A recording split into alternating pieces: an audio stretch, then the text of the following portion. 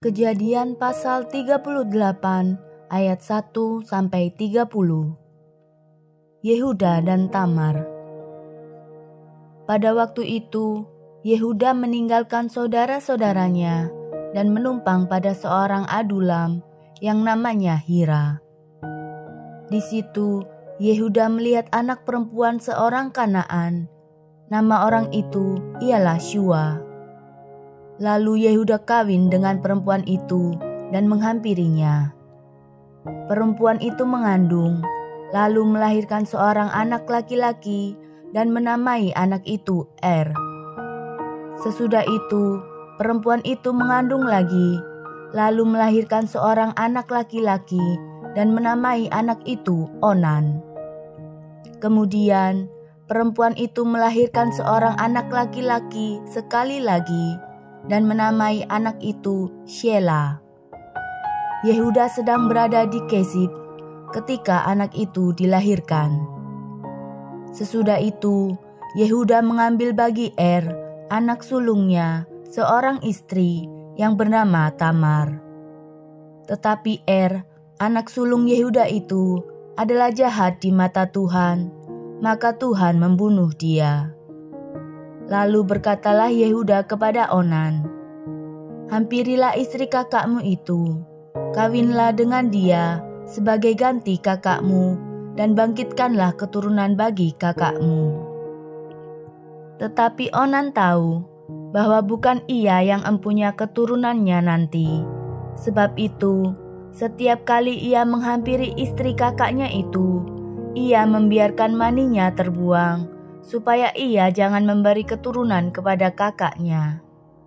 Tetapi yang dilakukannya itu adalah jahat di mata Tuhan, maka Tuhan membunuh dia juga. Lalu berkatalah Yehuda kepada Tamar, menantunya itu, "Tinggallah sebagai janda di rumah ayahmu, sampai anakku Shela itu besar." Sebab pikirnya, jangan-jangan ia mati seperti kedua kakaknya itu. Maka pergilah Tamar dan tinggal di rumah ayahnya. Setelah beberapa lama, matilah anak Shua, istri Yehuda. Habis berkabung, pergilah Yehuda ke Timna, kepada orang-orang yang menggunting bulu domba-dombanya, bersama dengan Hira, sahabatnya, orang adulam itu. Ketika dikabarkan kepada Tamar, "Bapa mertuamu sedang di jalan ke Timna untuk menggunting bulu domba-dombanya," maka ditanggalkannyalah pakaian kejandaannya. Ia bertelukung dan berselubung, lalu pergi duduk di pintu masuk ke Enaim yang di jalan ke Timna, karena dilihatnya bahwa Shela telah menjadi besar dan dia tidak diberikan juga kepada Shela itu untuk menjadi istrinya. Ketika Yehuda melihat dia, disangkanyalah dia seorang perempuan sundal, karena ia menutupi mukanya. Lalu berpalinglah Yehuda mendapatkan perempuan yang di pinggir jalan itu, serta berkata, "Marilah, aku mau menghampiri engkau." Sebab ia tidak tahu bahwa perempuan itu menantunya. Tanya perempuan itu, "Apakah yang akan kau berikan kepadaku jika engkau menghampiri aku?" Jawabnya, "Aku akan mengirimkan kepadamu seekor anak kambing dari kambing dombaku." Kata perempuan itu, "Asal engkau memberikan tanggungannya sampai engkau mengirimkannya kepadaku." Tanyanya, "Apakah tanggungan yang harus kuberikan kepadamu?" Jawab perempuan itu, "Cap meteraimu serta kalungmu dan tongkat yang ada di tanganmu itu." Lalu diberikannya semuanya itu kepadanya, maka ia menghampirinya.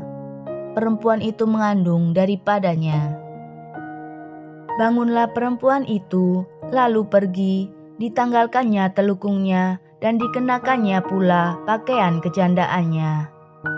Adapun Yehuda, ia mengirimkan anak kambing itu dengan perantaraan sahabatnya, orang adulam itu, untuk mengambil kembali tanggungannya dari tangan perempuan itu, tetapi perempuan itu tidak dijumpainya lagi. Ia bertanya-tanya di tempat tinggal perempuan itu, "Di manakah perempuan jalang yang duduk tadinya di pinggir jalan di Enaim itu?" Jawab mereka, "Tidak ada di sini perempuan jalang." Kembalilah ia kepada Yehuda dan berkata, "Tidak ada kujumpai dia," dan juga orang-orang di tempat itu berkata, "Tidak ada perempuan jalang di sini." Lalu berkatalah Yehuda, "Biarlah barang-barang itu dipegangnya, supaya kita jangan menjadi buah olok-olok orang.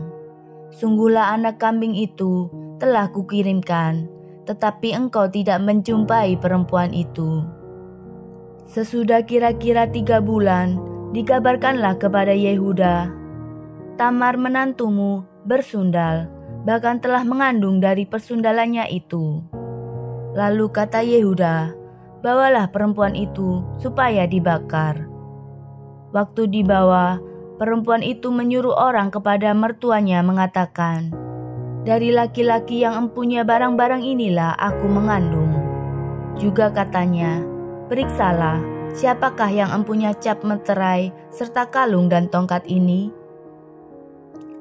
Yehuda memeriksa barang-barang itu, lalu berkata, "Bukan aku, tetapi perempuan itulah yang benar, karena memang aku tidak memberikan dia kepada Shelah anakku." Dan ia tidak bersetubuh lagi dengan perempuan itu. Pada waktu perempuan itu hendak bersalin, nyatalah ada anak kembar dalam kandungannya. Dan ketika ia bersalin, seorang dari anak itu mengeluarkan tangannya, lalu dipegang oleh bidan, diikatnya dengan benang kirmisi, serta berkata, "Inilah yang lebih dahulu keluar." Ketika anak itu menarik tangannya kembali, keluarlah saudaranya laki-laki, dan bidan itu berkata, "Alangkah kuatnya engkau menembus keluar." Maka anak itu dinamai Peres. Sesudah itu, keluarlah saudaranya laki-laki yang tangannya telah berikat benang kirmisi itu. Lalu kepadanya diberi nama Serah.